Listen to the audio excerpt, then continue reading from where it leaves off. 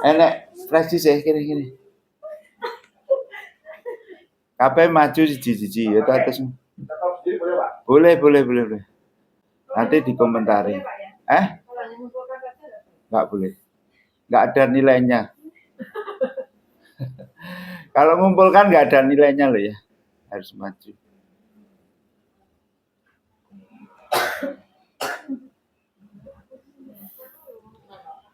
Melatih berpikir lateral namanya ini ya. Yo, gini. Berpikir lateral itu begini nih. Jadi yang tidak ada di teks buku maka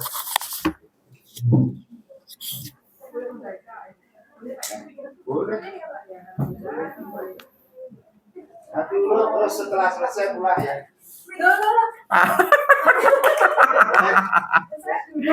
Zoom. Ya, depan sini kan.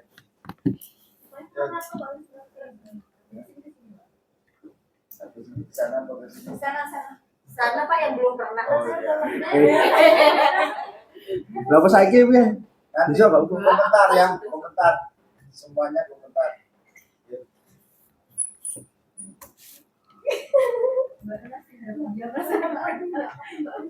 Iskandar mana enggak ada? Masih tadi di bawah, Pak.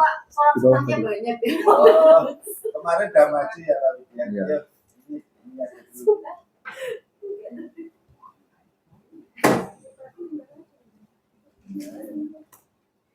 Masih ngopi. Kayaknya udah selesai.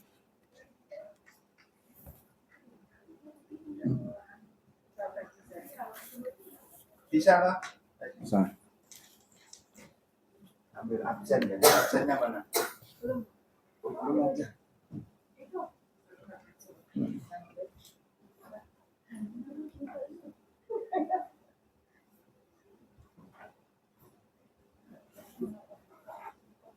Apa ini?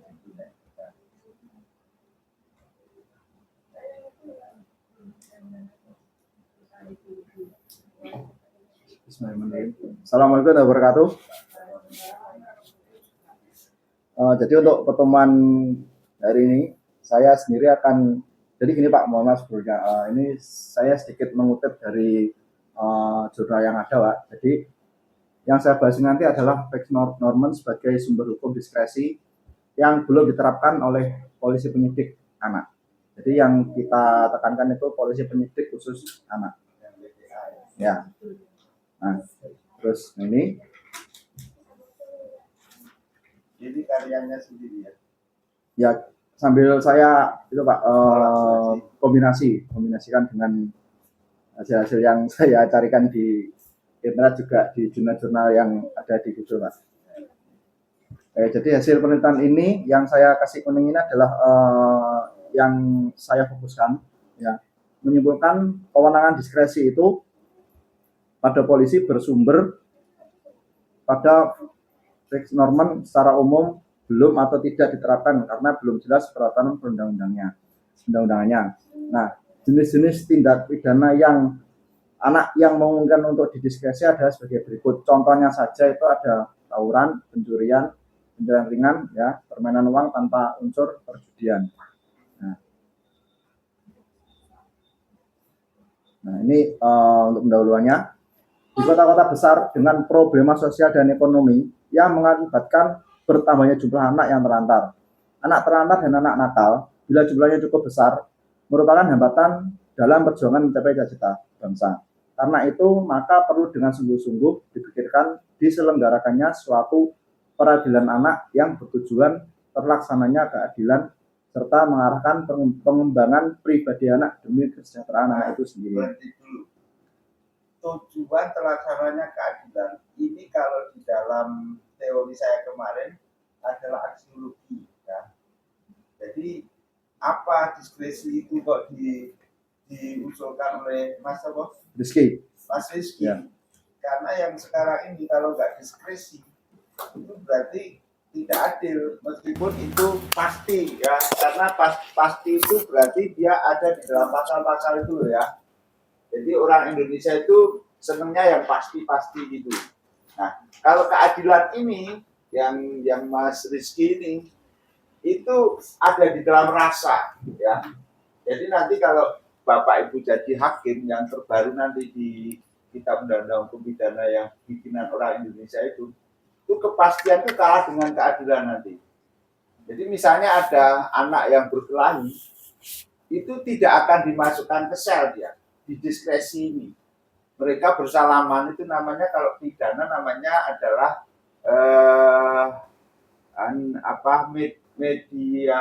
mediasi penal namanya ya. Jadi ada penal itu berarti kalau nanti ketemu istilah penal itu berarti dia penyelesaian yang pidana tapi diselesaikan secara musyawarah, itu namanya adalah penal ya. Gitu ya. Nah, ini nanti saya lihat kemudian saya komentar juga ya, supaya betul dalam memahami. Oke, lanjut. Lalu sepanjang tahun 2000 tercatat dalam statistik kriminal kepolisian terdapat lebih dari 11.344 anak yang disangka sebagai pelaku tindak pidana. Nah, yang lebih menyedihkan lagi, sebagian besar atau 84,2% anak-anak itu berada di dalam lembaga penahanan dan lembaga pemenjaraan untuk orang-orang dewasa. Nah, di sini yang saya tekankan adalah lanjut ya. Seperti ini. Saudara cermati itu nanti masuk ke problem sosiologi, apa di teoritis, apa di yuridis ya, apa seperti saya tadi temukan itu di aksiologi berarti karena tujuan ya. Oke, teruskan Mas. Nanti saya akan mulai. Jumlah anak-anak yang ditahan tersebut tidak termasuk anak-anak yang ditahan di dalam kantor polisi. Nah, terus ini kondisi ini tentu sangat memprihatinkan karena banyak anak-anak yang harus berhadapan dengan proses peradilan. Keberadaan anak-anak dalam tempat penahanan dan pemenjaraan bersama orang dewasa menempatkan anak pada situasi rawan menjadi korban berbagai tindak kekerasan. Nah, kenapa saya bisa menyampaikan seperti ini? Karena ada teman saya itu dulu waktu di bawah umur itu pernah jadi satu dengan di lapas itu dijadikan satu dengan lapas seorang dewasa. Jadi dia pun juga mengalami perlakuan yang tidak semestinya. Itu Pak contohnya Pak. Nah ini untuk pasalnya ya. Kasus di atas menunjukkan adanya pelanggaran terhadap pasal 44 ayat 6 Undang-Undang Nomor 3 Tahun 1997 tentang Pengadilan Anak yang menyebutkan bahwa penahanan terhadap anak dilaksanakan di tempat khusus untuk anak, di lingkungan rumah tahanan negara, cabang rumah tahanan negara, atau di tempat tertentu. Namun kenyataannya anak ditahan bersama-sama dengan tahanan orang dewasa. Dari itu ada yang bisa temukan apa ini? Mulai dari kasus sampai dewasa ini. Problem apa yang di sini? Ada yang bisa melihat itu seperti yang saya teorikan kemarin. Pak, saya ulangi ya. Kasus di atas menunjukkan adanya pelanggaran terhadap pasal 44. Oke, nanti yang terbaru di sistem peradilan pidana anak dan kemudian diperbarui di setelah KUHP terbaru, nanti tidak ada lagi istilah pelanggaran ya. Semuanya jadi tindak pidana. Baik itu kejahatan maupun yang pelanggaran. Kalau pelanggaran itu sebelum diatur dia bukan merupakan sesuatu yang menyimpang dari hukum. Ya. Istilah pelanggaran itu berbeda dengan kejahatan. Nanti di dalam 2025 nanti saudara-saudara sudah tidak lagi menggunakan pelanggaran hukum ya. Semuanya tindak pidana di KUHP yang terbaru. Nah, dari kasus sampai dewasa ada enggak yang punya ini kira-kira masuk apa di teorinya Mbak Jena?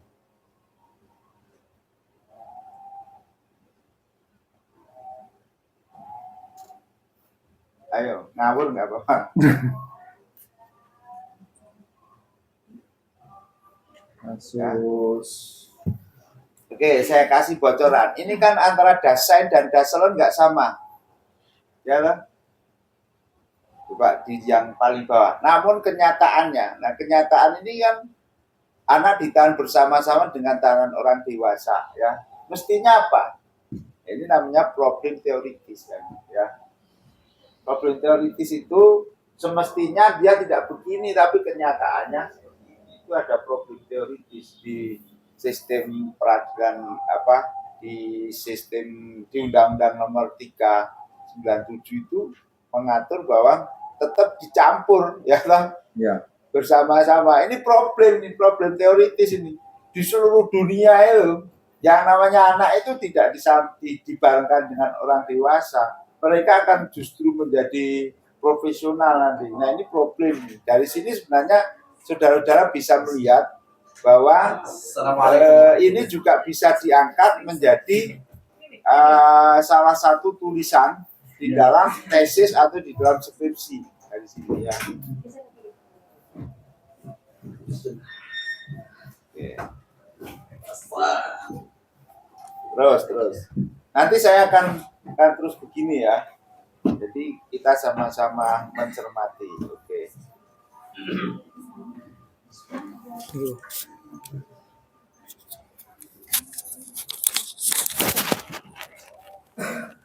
Lalu untuk rumusan masalahnya Pak, yang pertama itu agar pengkajian lebih berfokus, maka permasalahan penelitian tersebut dirumuskan sebagai berikut. Yang pertama adalah bagaimanakah penerapan fixed normen sebagai sumber hukum diskresi oleh polisi penyidik anak. Yang kedua, jenis-jenis tindak pidana apa yang dilakukan oleh anak yang dapat diskresi. Jadi yang saya bahas nanti cukup 2 saja Pak. Wah, oke. Sekarang saya ingin tahu yang pendahuluan tadi, baganmu mana? Nah, ini yang terpenting ya. Dari bagan itu kan nanti diisi ini problem yuridisnya ini. Ya tadi sudah saya bocori itu. Kemudian problem filosofinya ini ada. Untuk tadi sudah saya contohkan ya aksiologi kan. Ontologinya mana? Ya toh, epistemologinya mana? Ini yang paling berat di situ. Ya. Pak tadi belum sempat untuk lari ke situ Pak, sudah mumet dulu Pak. Ya. coba dari sini kan sudah dapat bocoran 2, sudah temukan problem teoritis sama Ya, problem teoritis. Ya. aksiologis kan di situ. Nanti ujiannya berarti ya ini akan saya kembalikan kepada saudara untuk bikin bagan ya. Sehingga itu di buku manapun juga saudara nggak akan temukan karena ini pure. Ini pendapat spekulatif dari filsafat kemarin yang saya jelaskan. Oke, coba sekarang ditulis di sana judulnya dulu. Nanti kita lihat problem-problemnya itu munculkan di pendahuluan di mana coba. Tulis dulu judulnya. Belajar itu kan begini ya. Oke. Bagannya kemarin udah saya share loh ya. Sudah Pak. Nggak boleh lupa. Nggak boleh lupa. Itu sebagai pedoman kita dalam membuat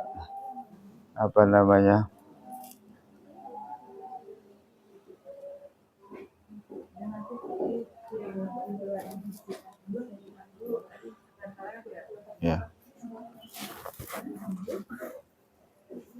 Ini memang latihan mengkritisi juga latihan berpikir lateral ya.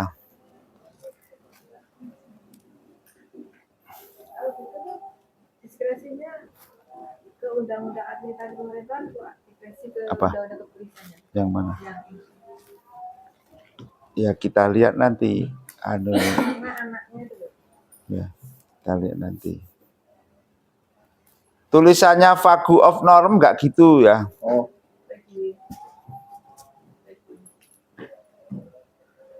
Kasih off. Kalau norma itu bahasa Inggris kan NORM. Nah, vague of norm. Itu ya. Oke, of norm. Kemarin ada yang tanya, Pak, kalau di judul apa harus ada itu? Nggak usah sebenarnya ya. Ya, coba itu yang dari judul ini saya akan sederhanakan ya, supaya vague of normanya hilang ya. Dan vague of norm itu bukan sumber hukum, saudara-saudara ya. Jadi ini saya kritisi dulu. Yang namanya sumber hukum ini value of norm ini adalah salah satu istilah untuk menyatakan bahwa di dalam hukum itu ada keraguan-raguan, ya, itu ada ketidakpastian. Nah, sekarang diskresi itu kan belum diterapkan polisi penyidik, ya, dalam masalah apa itu tadi, anak. Oke. Nah, value of norm dihilangkan, berarti sumber hukum juga dihilangkan, ya. Oke. Jadi kita fokus ke diskresi, ya, polisi penyidik anak, ya. Berarti diskresi yang belum diterapkan oleh polisi penyidik. Ya, diskresi dalam penanganan, ya, diskresi dalam penanganan persoalan anak, misalnya kayak gitu, ya. Diskresi dalam penyidikan, misalnya. Penanganan penyidikan. Ya.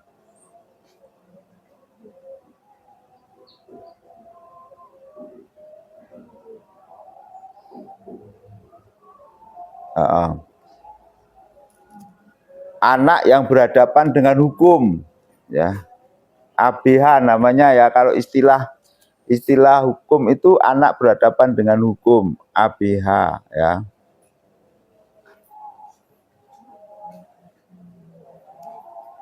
Langsung, nah, gitu. Nah, anak yang berhadapan dengan hukum. Nah, ini diskresi dalam penanganan penyidik anak yang berhadapan dengan hukum ini kan vague.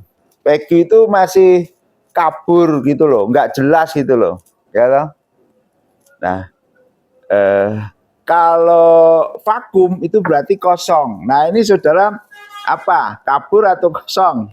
Diskresi ini sudah diatur atau belum? Kabur. Bukan kosong. Kabur.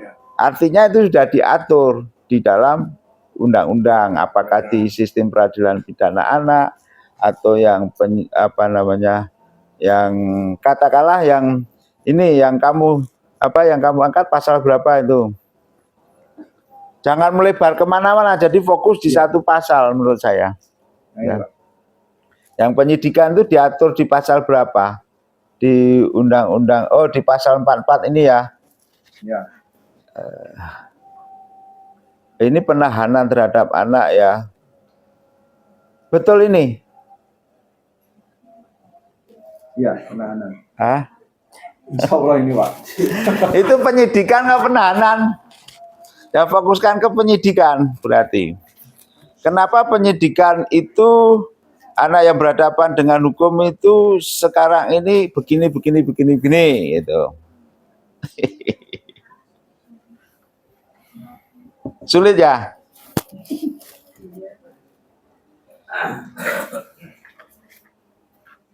Oke. Ini namanya adalah pertanyaan riset yang biru atas itu, saudara. Ingat, ya, permasalahan isu hukum dengan pertanyaan riset berbeda, ya. Ingat itu. Ini yang 1, 2 itu adalah pertanyaan riset. Pertanyaan riset yang pertama, bagaimana penerapan value of norm? Nah, ini harus dikembalikan seperti ini. Apa pentingnya yang berhadapan dengan hukum saat ini dan ke depan, gitu saja, ya. Nah, kamu jelaskan sekarang itu anak begini, dalam penyidikan begini. Mestinya, nah itu tadi yang saya katakan problem teoritis itu. Ya, yang nomor 2 bagaimana? Oke. Bagaimana? Nanti yang lainnya juga begini, ya. Yang lainnya bagaimana? Itu langsung judulmu, penanganan penyidikan yang anak yang berhadapan dengan hukum. Semuanya seperti ini. Ini penelitian normatif, ya. Penelitian normatif seperti ini mesti. Saat ini piye? Nah, pembaruannya di mana? Bagaimana ke depan? Nah, ya. Nah, itu bagaimana ke depan ini saudara sudah memasukkan pembaruan di situ. Ini loh, ini kudune ngene lah, pasalnya itu harus dirubah begini. itulah yang disebut dengan pembaharuan hukum di situ. Satu pasal. Oke, nah, oke. Sekarang bikin anunya, alur bagannya. Iya loh.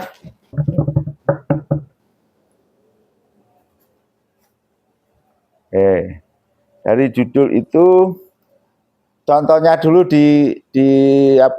diperlihatkan yang kemarin punya saya.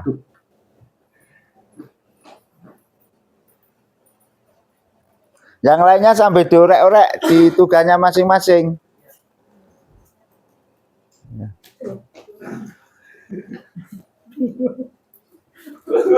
Iskandar juga. Oh iya siap Pak. Makanya di depan ini nanti urut maju. Ada harus kebagian diserahkan nanti Pak. Oh seragam. Ya sudah, Anda musyawarah sendiri. Nanti kira-kira habis ini siapa? Oh iya. Oke, siap ini siap semua ini. Ini kita benahi dulu supaya dia nanti mateng juga. Ya. Oke. Nah. Oke. Punya Pak Iskandar dan dipakai.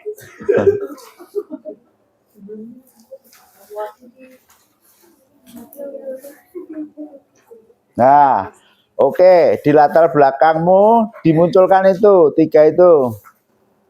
Problem filosofisnya dulu.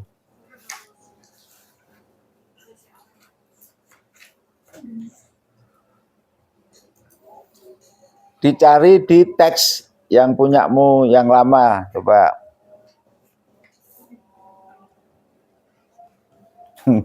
Bisa nggak temukan coba dari sini saudara-saudara problemnya? Gua dibantu.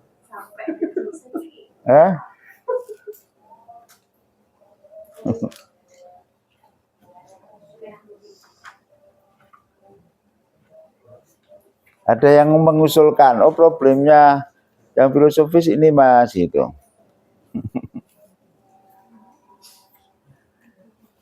Jangan saya semua, ya. Saya bisa aja langsung ini loh problem ontologis ini loh. Tapi saudara nanti nggak berpikir ya. Ya berpikir dulu, Mas. Tuh.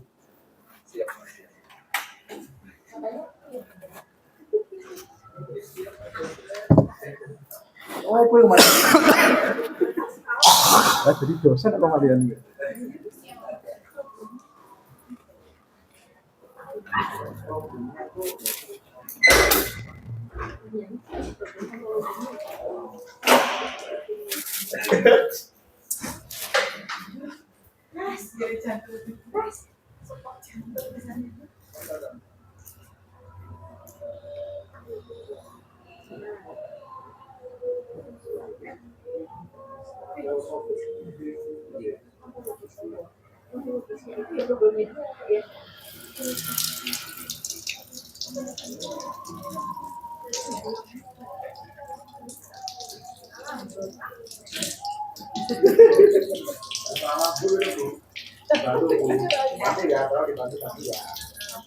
Halo Pak Dika, dibantu.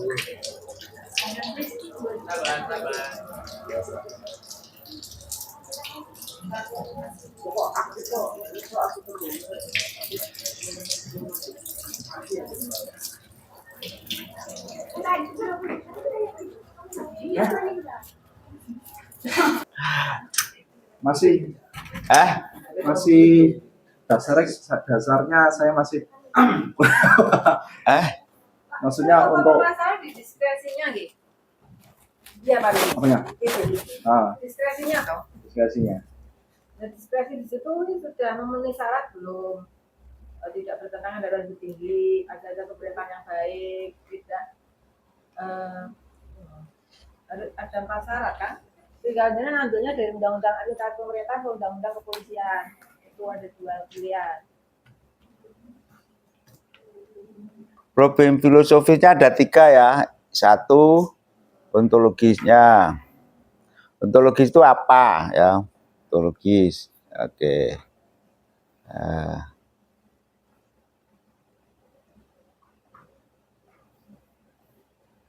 Kemudian yang kedua epistemologi. Yang ketiga aksiologi. Tadi kan sudah ketemu aksiologinya, ya. Iya. Yang epistemologi sama ontologi kan belum ketemu tadi. Nah, kita temukan.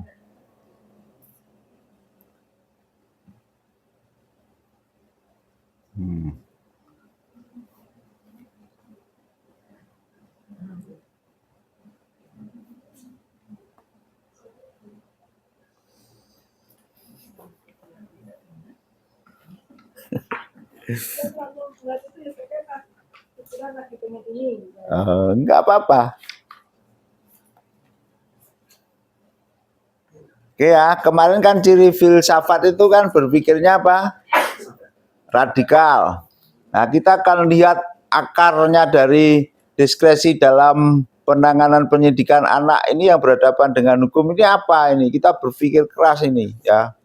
Nah, itu kita muatkan di ontologis itu.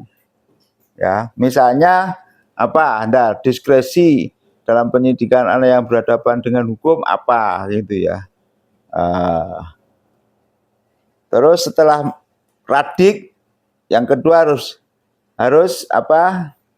Dari segala sisi, ya. Semuanya harus kita lihat, diskresi itu apa, penyidikan anak itu apa, berhadapan dengan hukum itu apa, ya. Itu namanya adalah holistik, berpikirnya seperti itu. Ya. Ada? Kemudian setelah itu kita berspekulasi, oh ini ontologinya, diskresi dalam penanganan penyidikan anak itu ini ternyata itu ya. Itu.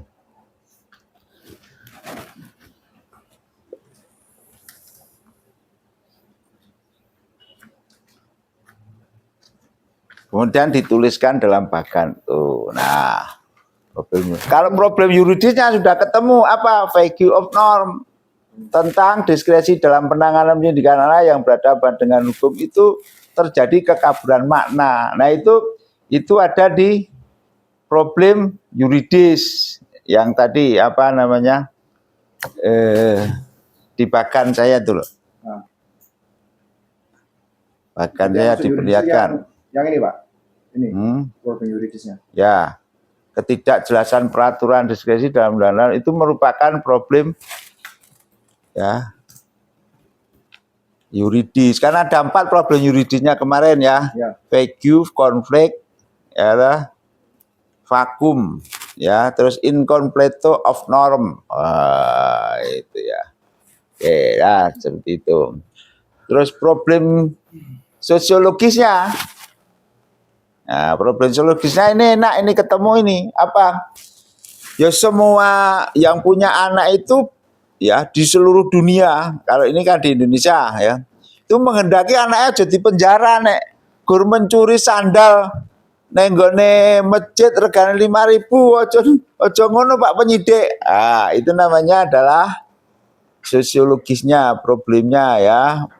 Wah, anak orang tua di seluruh Indonesia termasuk Bu siapa sampean? UN ini menghendaki. Jadi ini salah satu masyarakat Indonesia yang menghendaki bahwa ini loh orang Indonesia, seluruh Indonesia itu minta agar anak yang berhadapan dengan hukum itu tidak ditahan. Itu ya, itu problem sosiologis, tulis aja di situ. Yang di teks tadi belum muncul. Ya. Kemudian problem teoritisnya yang bawah itu, yang merah tadi. Ini Pak. Yang dewasa sampai apa yang tadi kamu tulis. Nah, itu mestinya anak-anak di seluruh dunia itu kalau berhadapan dengan hukum, ya terutama yang ringan-ringan itu tidak ditahan. Ini, Pak. Kenyataannya ditahan, itu problem teoritis. Nah, teorinya nanti saudara bisa cari di pendapatnya para ahli hukum itu banyak sekali nanti di situ. Nah ya, terus berarti sudah problem untuk aksiologinya ketemu, yuridis ketemu, sosiologis ketemu. Perumusan value of norm itu akan memberikan keleluasaan pengemban kewenangan untuk menyesuaikan berlakunya norma hukum positif dalam masyarakat. akan bersifat fleksibel dalam situasi dan kondisi di mana norma hukum positif tersebut berlaku. Ah, Lalu, prinsip ini menghendaki bahwa setiap tindakan atau usaha negara harus bertumpu pada asas keabsahan hukum. Dengan demikian, setiap penggunaan wewenang pemerintahan harus dapat ditemukan atau ditentukan dasar hukumnya secara jelas dan pasti untuk mencegah tindakan sewenang-wenang yang dapat merugikan. ah. Ini bisa karena ada tindakan kesewenang-wenangan, maka mestinya tidak sewenang-wenang. Ini juga problem di teoritis juga di sini nih, itu ya. Ya, itu.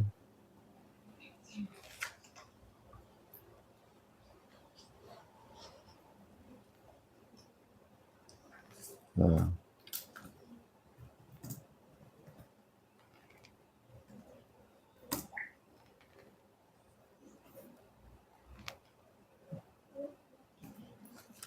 Nah, ini semuanya adalah spekulatif, Bapak Ibu. Pakai Starveh anunya apa namanya WVS-nya Belanda saja. Nanti kalau udah muncul ahli hukum pidana di Indonesia nanti bikin sendiri. Nah, gitu kan. Nah, kita juga begitu. Nanti saudara-saudara ke depan itu juga akan berhadapan dengan berbagai hal yang terkait dengan hukum ya. Nah, saudara harus pure berpikirnya seperti ini. Itu ya. Coba lagi yang tabel-tabel ini berarti coba ada tabel tunjukkan yang punya kamu. Nah, dia masuk di mana coba? Yang punya kamu mana? Teks kamu, teksmu yang asli. Nah, ini sudah muncul apa di situ? Metodenya sudah muncul? Metodenya kemarin menggunakan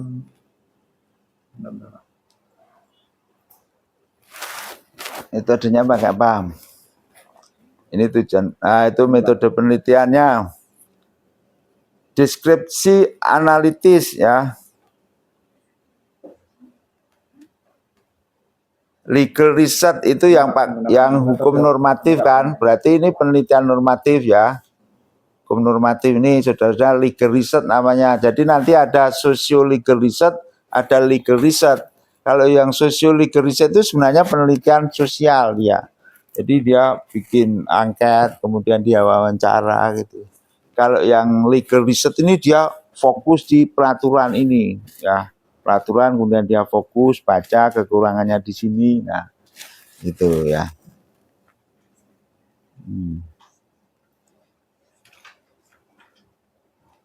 Ya, oke. Nah, ini jenis penelitiannya normatif. Kalau normatif jelas mulai dari undang-undang sampai ke peraturan paling bawah ya. Tuh. Nah.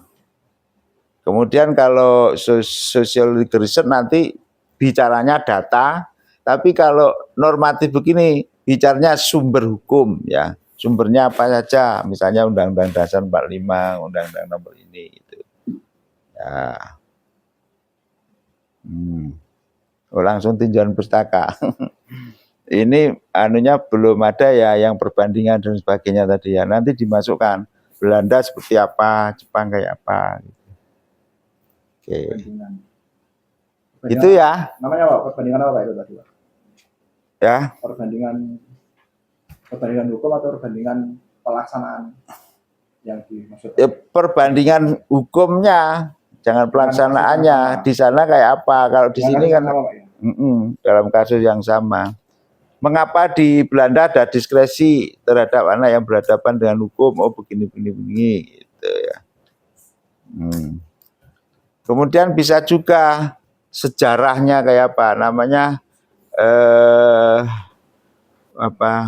perjalanan sejarah diskresi itu loh. Kamu bisa teliti juga di mana ya, di naskah-naskah di internet bisa, di buku-buku bisa ya. Sejarah diskresi kayak apa ya? Kok tiba-tiba ada diskresi ya? Itu kamu muatkan di situ. Selain perbandingan tadi. Sehingga mantap, karyanya kita itu mantap. Nanti di akhir kesimpulan ini loh mestinya Indonesia itu ada ini. Ya itu ya yang disebut dengan pembaharuan. Gitu ya. Tapi proses usul bahwa Indonesia harus begini Itu tadi harus dilalui gitu. No. Mantap ya. Bisa toh maksud saya. Nanti di rumah dibenahi lagi. Ya. Oke, ada yang mau lagi? Ya ada ini. Pak Rika, ya sih kurang pinter. Ya, oke, silakan. Buka. Oh, Bu Eni. Ya, buka. Terpisahnya Pak ya. Ya. Ya, memang kalau Anda terlalu cerdas ya pulang aja. Bu. Iya. Nanti aja. Hmm. Saya monggo. Iya. Saya mengikuti ilmunya Pak Iskandar Pak. Oke, siap. Oke, monggo. Kita sambil belajar biar nanti dari hasil saya buat ada. Ya, nanti kita komentari lah kayak punyanya Riza. Bagus. Nanti baru dibenahi lagi itu ya. Tapi yang lain-lainnya juga harus bisa seperti saya tadi. Ilmu saya ini saya berikan semua loh ya. Iya, Pak. Nggak ada yang saya tutupi. Ya Pak, terima Oke, kasih ya. untuk waktu dan kesempatannya. Sekian dari saya. Bila ada kekurangan dalam menyampaikan materi yang saya sampaikan dan jika ada kekurangan dalam menguasai materi, saya mohon maaf yang sebesarnya. Ya. Sekian dari saya. Wassalamualaikum warahmatullahi wabarakatuh. Waalaikumsalam warahmatullahi wabarakatuh. Yo. Oke. Pinjam itu bisa dipakai Pak sih. Laptopnya. Oh, bisa. Ya pakai nggak apa-apa. Bisa. Monggo. Saya Terus aja, Bu. Saya ugi. Nggih, monggo. Ini baru satu saja sudah setengah jam. Kalau dua, 1 jam. Nanti 3 selesai ini. Oh, iya. Ya, tapi saya harap yang berikutnya.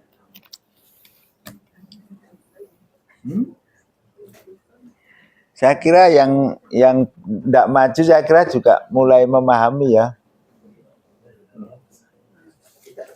Mudah-mudahan makanya doanya kan ya Allah pahamkanlah saya dalam mempelajari ilmu ini. Rabbi zidnil ilma warzuqni fahman amin gitu ya. Ya Allah tambahkanlah ilmu saya dan pahamkanlah.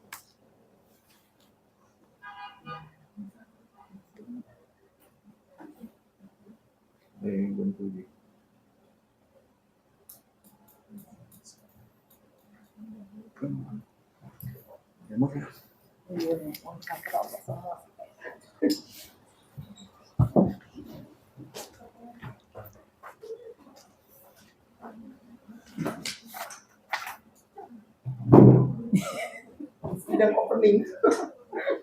Close the door. Tenang. Santai saja Bu, santai saja. Ini nggak ada salah kok. Nggak ada istilah salah di kuliah ini. Kita semua belajar. Assalamualaikum warahmatullahi wabarakatuh. Waalaikumsalam. Selamat malam Bapak Ibu, Mas Mbak sekalian. Maaf kalau hasil tulisan saya ini memang banyak kekurangannya. Mohon nanti saran masukan, tapi jangan pertanyaan. Oke, siap. Lagi. Mau dikritik. Saya mengambil judul ini atas dasar dari keseharian yang saya temui di masyarakat, terutama yang punya putra-putri sekolah. Jadi keluhan dari orang tua menyekolahkan anak-anaknya dengan biaya yang sangat tinggi baik di SMA maupun perguruan tinggi.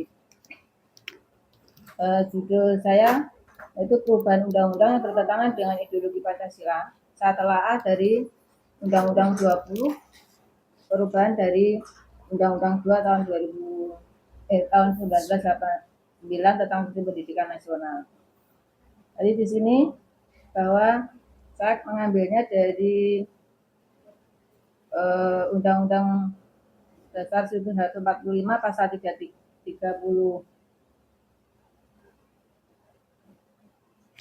di pasal 31. Tapi di pendahuluan ini melatar belakanginya yaitu karena bertentangan dengan ideologi Pancasila, saya mengambil di hierarki tata urutan perundang-undangan yaitu di pasal 7 Undang-Undang 12 tahun 2011 pembentukan peraturan perundang-undangan, di mana urutannya sebagai berikut. Di layar mohon ditersani. ada 6, dan dalam sistem hukum Eropa kontinental atau civil law, pemerintah dapat bertindak atas hukum yang meliputi pembuatan hukum, pelaksanaan atau penerapan hukum, dan yang ketiga peradilan atas pelanggaran hukum. Di mana dalam hal ini yang menjadi permasalahan saat ini yaitu hukum merupakan produk dari politik. Produk hukum sendiri tidak lepas dari permasalahan-permasalahan yang diintervensi oleh bahkan dari sistem politik yang saat ini melahirkan produk hukum saya ambil dari Profesor Mahfud MD di buku Politik Hukum Indonesia. Permasalahan yang saya ambil di sini yaitu kita memfokuskan pada undang-undang tentang sistem pendidikan nasional.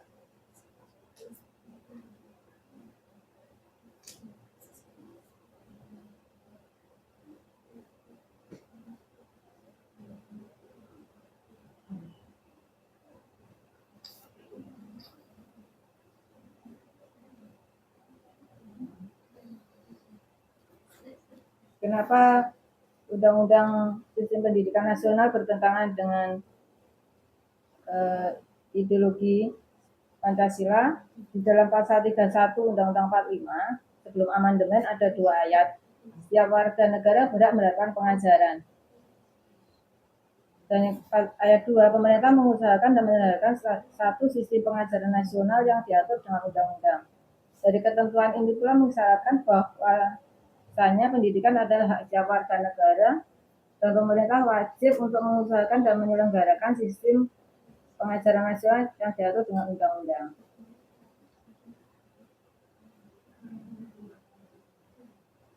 Di bab 9 pasal 31 sebelum amandemen menyebutkan satu sistem pengajaran nasional. Tapi setelah di amandemen yang keempat menjadi satu sistem pendidikan nasional. Perluasan pengertian ini memungkinkan undang-undang tidak membatasi perhatian pada pengajaran saja, melainkan juga perhatian unsur-unsur pendidikan yang berhubungan dengan pertumbuhan kepribadian manusia Indonesia.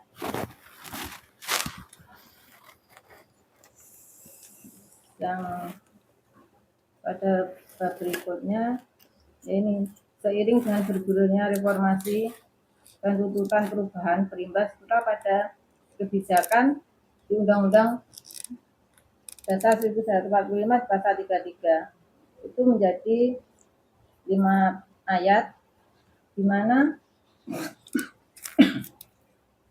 di salah satunya ayat itu saya agak